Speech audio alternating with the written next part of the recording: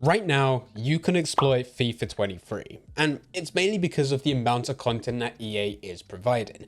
With it being team of the season, the amount of players, the amount of packs, and the market just completely plummeting, this is how you can exploit FIFA 23. But before we do get into the video, if you really want to take advantage, then there is no better place than SkyCoach. SkyCoach offers cheap, fast and reliable FIFA 23 coins, so you don't need to put up with the grind which we're going to be going through in today's video. You can skip the whole thing. Use the link in the description down below, head over to SkyCoach, set how many coins you would like and the platform that you play on, and within just a few short hours, those coins will be added to your account, ready for you to do whatever the hell you want. Want to buy players? Go buy players. You want to open packs? Go and open packs.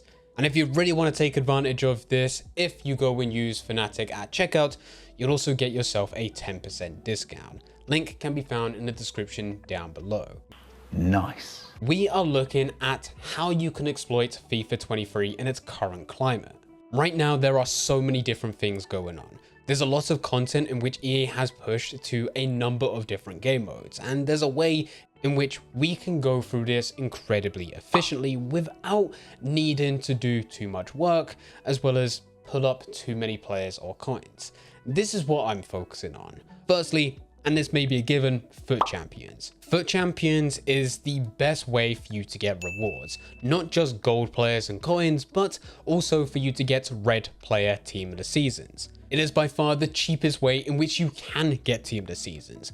Of course, there will be some people that do a 7.5k preview pack and they get someone amazing, but the chances of that happening is extremely slim. The only guaranteed way for you to get team of the seasons with it being relatively cheap is to go through FUT Champions itself. The real cost here is time. If you really don't want to go through this, and I'm at that point of where I don't really want to play any games, you could forfeit. But do remember that if you are going to forfeit games at this point, it does mean that you're probably not going to be able to rank as high and you're not really going to get as good of a reward.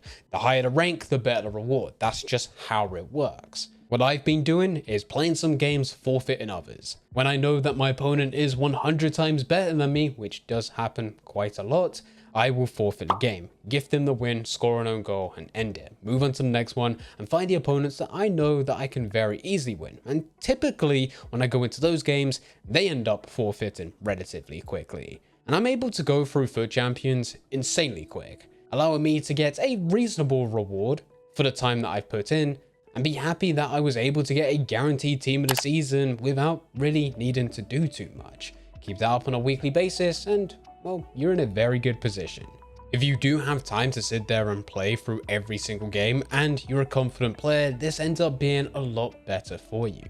Still not guaranteed that you're going to get one of the better players, but it's still a guaranteed team of the season, a much higher rated player than what you're able to get from any of the other examples that we're going to be going through. But after that, and probably the way in which I've been grinding the most is through SBC upgrades. The way that the week has been laid out with the content that EA are pushing, it works out really good for you to start from next to nothing and build up. It is a grind, but I'm liking it. On a weekly as well as also a daily basis, there are packs which will give you either gold players, silver players, or bronze players, whatever they may be. It may be a daily silver or bronze upgrade pack where you only need to put in 1 to 3 players and it's able to give you anywhere between 5 up to 20 players depending what really it is. Likewise, you also have your daily login bonus for team of the season. You complete that, not only do you get the reward itself from completing that SBC, but you also complete an objective. But this is only if you're just starting out and you have next to nothing. It is still worth doing this regardless of your position within Ultimate Team, but from here it gets more interesting because you can then go and put those through prime upgrades, being bronze and silver. They can also be upgraded through the gold upgrade, and we also can't forget that there's still your weekly traditional SBCs. You wait for marquee matchups, or any other content that EA are pushing. And once you go through all of this, and it is very easy for you to grind these, even if you do not have too many players, simply because of the way that it works and the way that EA are delivering content this year, you can put in 1 or 2 players with these and you're able to get a much higher return. So you can keep this going for as long as those challenges are within the game.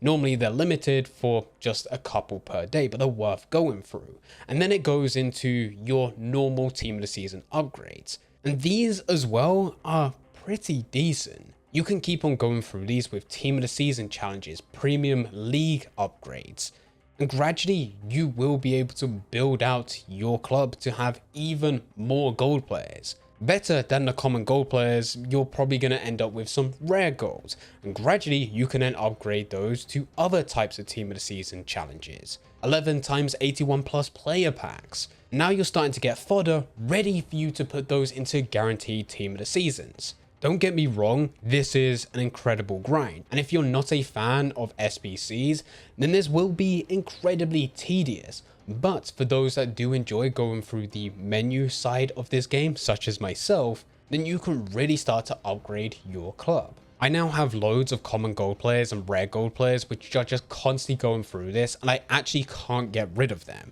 This is a blessing in disguise, because even though it's annoying that I'm getting loads of duplicates when I go through this, I'm still able to constantly go through and upgrade them into some of the better SBCs. And because I am really trying to be efficient with this, whenever I do get any unassigned or duplicate items, I make sure that I'm not just always quick selling them. If it's just 1 or 2 players, yeah, I'm not wasting my time.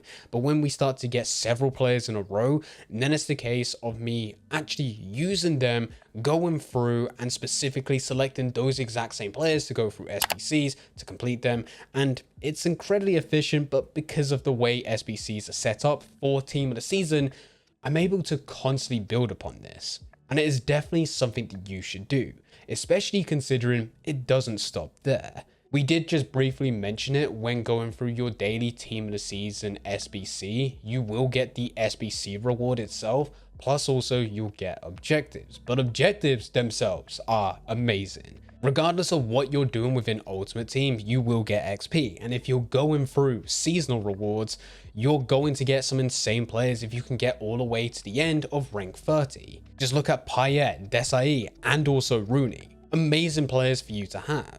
But there's also single objectives that you can also go through, which will give you team of the season moments or just team of the season players in general. And for you to complete them, you need to go through rivals, squad battles, foot champions.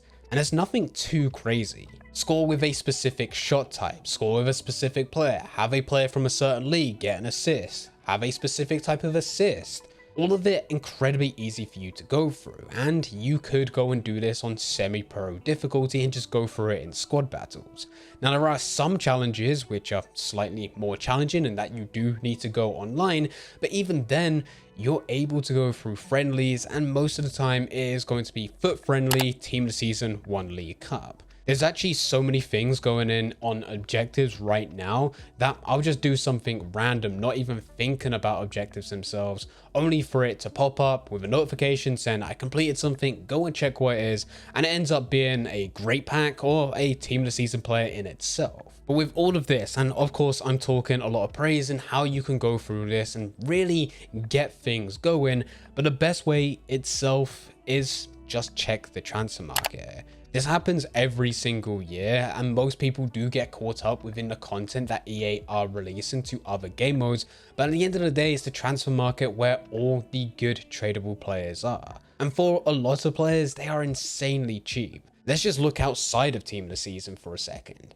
Let's say that there was an icon or a particular type of rare gold player that you wanted to use for the longest time, but wasn't able to go and do so because they were way too expensive. Now you could very easily buy them. The market has dropped by so much, and it's normal at this time of the year. So many people saved as many packs as possible to open for team of the season. And then on top of that, people jumped on with FIFA points as an extra layer. That increased the amount of players on the market, but also the demand isn't there like it used to be. Everyone knows that we're coming towards the end of Ultimate Team, the end of FIFA 23 before EA Sports FC is revealed, and that is only just a couple months away. So with the increase in supply and the decrease in demand, well, it makes sense for the market to plummet. But this is also a good time for you to just buy the players that you've always wanted to play with and just use them, play as many matches as possible with them, have fun with the game. I said it earlier, I'm not really taking FUT champions or any matches seriously for that matter. For a lot of games I will forfeit, but I'm having fun doing it. With some team of the season players, they are also relatively cheap. Of course, once you start looking at the Haalands, the Salahs, players like that, they are still very expensive. But with everyone else around them, well, they're relatively cheap. And they're still pretty good. Looking away from just buying into team of the season players, it's also a good time to trade. You could literally just look into the transfer market, find a player on a bid, place a bid. Chances are you're going to get them below market value. And then you're ready to just go and list that up onto the transfer market. There will be a completely separate video explaining how you can trade during team of the season, in which we will go through absolutely every method in specific detail. But right now, my recommendation is to trade using some very basic trading methods such as bulk bidding, build up your coin balance, buy into some of the team of the season players, as well as any of the other players that you've always wanted to play with, but never could quite afford. Now that they're cheap, buy into them, use them within your team, complete FUT champions, and in your spare time, go through SBCs. And regardless of what you really do, chances are you are going to complete some very easy objectives along the way. If you do have any questions about anything, then please feel free to leave them in the comment section down below. But anyway guys, I hope you guys did enjoy. If you did enjoy, don't forget to leave a like and subscribe. But for now, I'm going. So see ya.